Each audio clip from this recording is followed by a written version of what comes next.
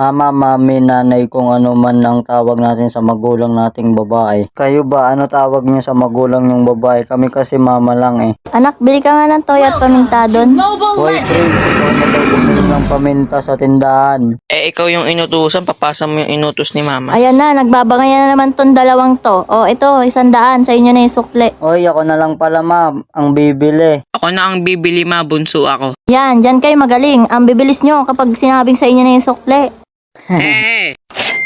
Ganyan kasi pag ang magulang nating babae, sila lang kayang magluto kung ano ang gusto nating pagkain. Sila lang din ang kayang makapag-alaga sa atin ng matagalan, ang mga magulang nating babae. Ma, pengi 5 ma.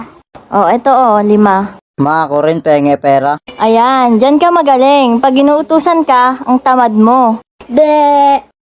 Happy Mother's Day sa lahat ng magulang nating babae.